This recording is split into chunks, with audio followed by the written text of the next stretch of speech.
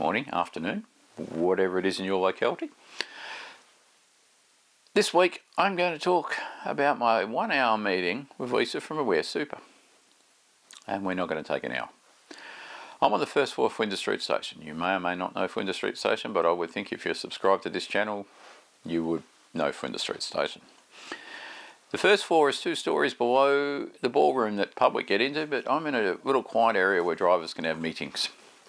And I managed to get a phone meeting with Lisa from Aware Super.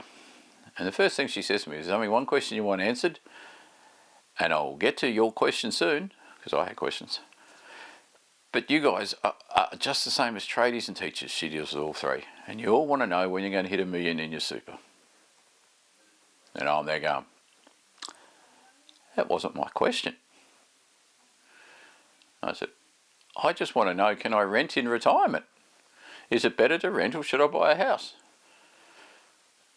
Now I'm asking somebody from a superannuation company, should I leave money in their account? You know what they're going to say.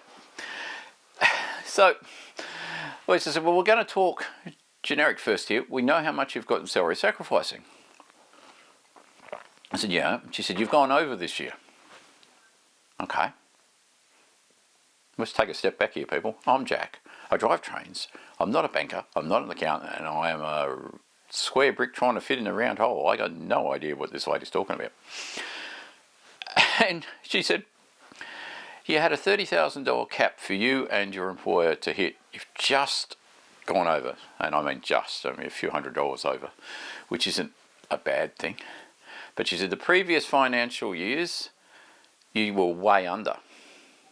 You're 3,000 to 4,000 under. So we've got some paperwork to do, but we're going to put some paperwork in to get the credits back from previous financial years so that we don't get a tax penalty for going over.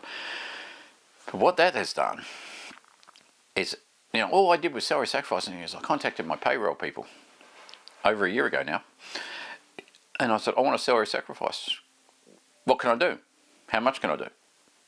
Payroll, financial expert, Jack, train driver, no idea. I got a simple answer. Put down this amount of money, we'll do it before tax. She'll be right, mate. Good. Was okay, but when I had that conversation and to when I've got to now, we've had 3.5% pay rise. And it's just nudged us over. We only get 1.75% pay rise every 6 months, but I wasn't thinking about that. So Lisa said to me that your wife's got super. You've already told me that. And I said, "Yeah." And she said, "She doesn't work." And I said, "No, well, she used to work in a hospital. She's done her back in. We got medical bills like this each pay, but she can't work. So she's got super. And yes, I have been putting in what I would probably put in on a car loan. I've been putting into my wife's super." She said, "You can only claim XYZ back at tax time." I said, "Well, I'm not trying to claim back at tax time. I'm trying to build my nest egg up. We're a couple. We're going to retire together." And she said, "Okay, that's good, because as long as you're not doing it to try and gain tax benefit because you can't." And I said, No, I'm not trying to gain any more tax benefit. I've got a HEX debt, for Christ's sake. I'm still paying that off. There's no way I can get around that. She said, "Right. She said, lower your salary sacrificing to your employer so that you stay under 30K a year. So we're only going to lower it by 5%. We're not lowering it by much. And increase the contribution to your wife, because you can put a lot more in there. If you can keep it around 20,000 a year, it's making a huge difference to both of you retiring." And I said, "Well, she can't work, but she can't claim it." And the good thing with me and my wife is our birthdays are a week apart. It's not like one of us is born in January and one of us is born in October. We're March, April. She's the end of March, on the start of April. We're only a week. So we're hitting 60 at the same time. So we sorted salary sacrificing out. Don't go over 30K a year with your contribution and your employer's contribution. And that's important, because starting the 1st of July, no matter if you're my daughter working at KFC or you're the stop and go person earning $220,000 on the big build, same day superannuation is coming in. Your payday is when your super is going to go in.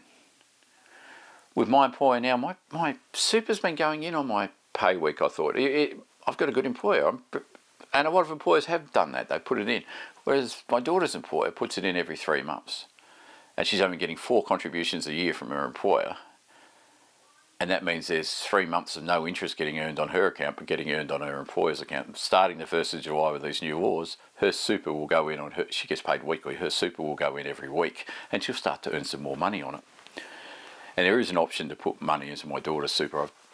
I can do that as well if I want to go legacy style retirement. So remember, with your super next year, you're going to have more in there than you had this year, purely because you're getting super on payday. Right, let's talk about long service leave, because the long service leave is going to explain the 10-hour rule.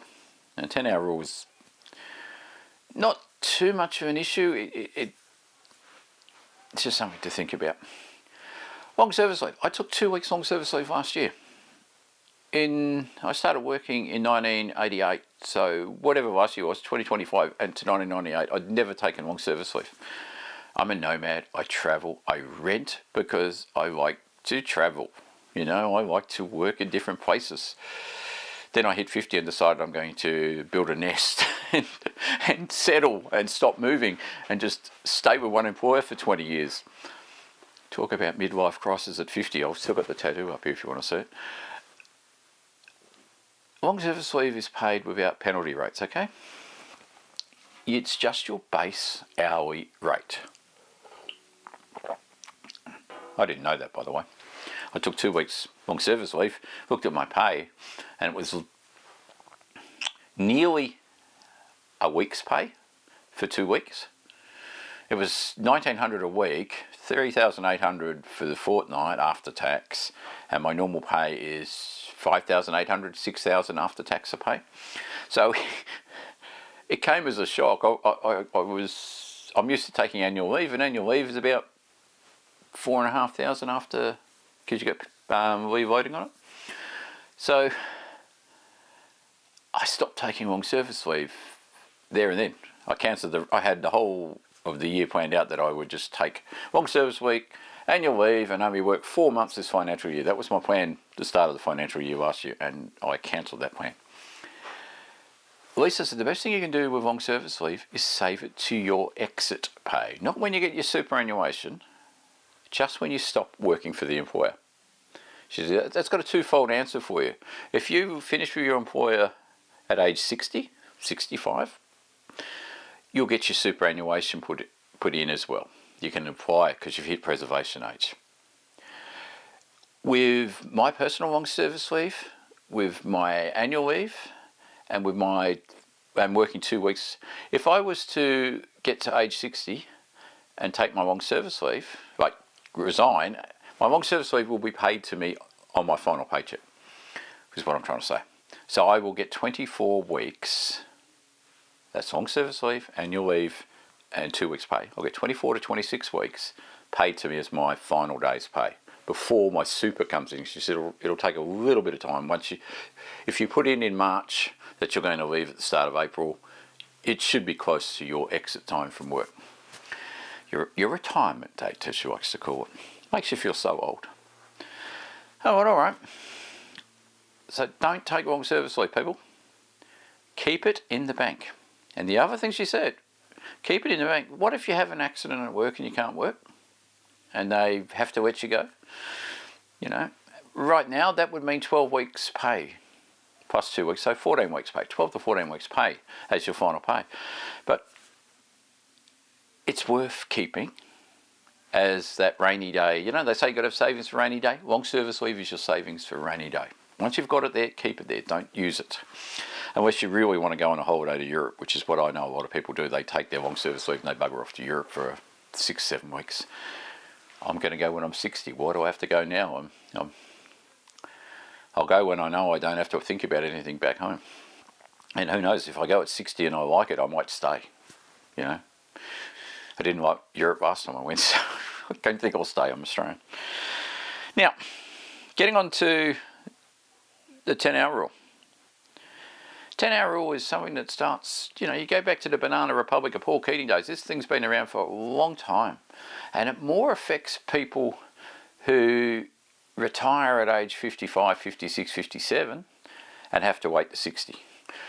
If you retire before your preservation age, you have to make a declaration to the super company, the tax office, but the super people, that you are quitting work with no intent to get another job. So you're not just quitting the super, so you're quitting your employer so you can get your super, and then, 2 days later you're driving trains for somebody else, or you stop and go sign people for somebody else. You're making a declaration that you are not going to go back to work. But there are 3 rules to retirement, financial health, mental health, and finding something to do, really. And she said people get bored and they need something to do. You've gone from working 50-hour weeks to 0. So you'll generally find yourself an odd job to do, whether it's at Bunnings or, for me, I'll probably go and work in a grain silo. I've done grape harvests and I've done fruit harvests back in my 30s and early 40s. So I will easily pick up a broom. But she said, if you take long service leave, so you've got 26 weeks leave owing to you. My birthday's April. If I retire in, say, December, 4 months before my birthday, 4 to 5 months before my birthday, if I tell my employer I'm finishing up at Christmas, I'm not coming back, I've got to make a declaration under this 10-hour rule that I have no intent of working. And I can't work or do a thing, as I spill my coffee, I can't work or do a thing until I get to preservation age, but I can only do up to 10 hours. It might not sound as complex as it is, but that was the first time I'd heard of it, and I hadn't thought of going in December, but I had thought, or maybe I could go on in March, a couple of weeks early, but Lisa said, the best thing you can do, Jack, stay until the start of the financial year. And that was almost like kicking me in the guts. Not there's much of that left these days.